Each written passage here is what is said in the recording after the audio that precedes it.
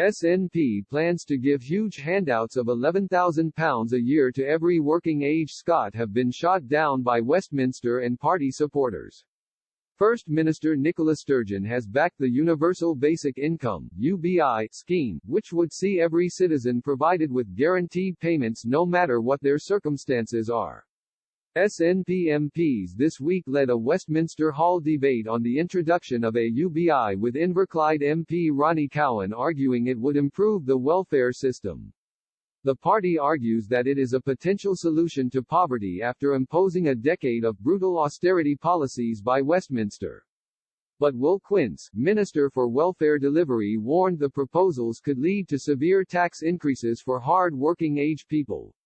The Tory cabinet minister added, "My priority remains ensuring the most vulnerable in our society receives the support and financial assistance that is available to them."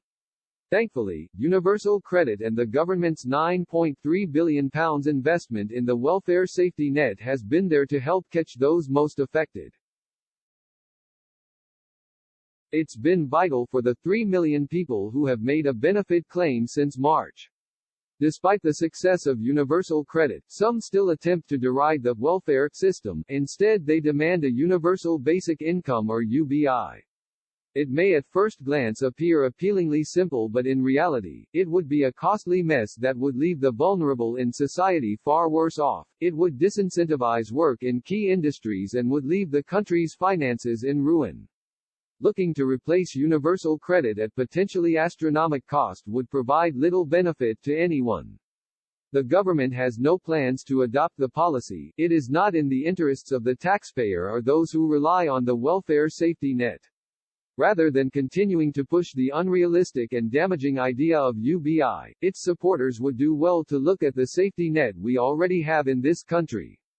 SNP members have also criticized the UBI scheme, claiming it could penalize some low and average income workers while benefiting the already well-off.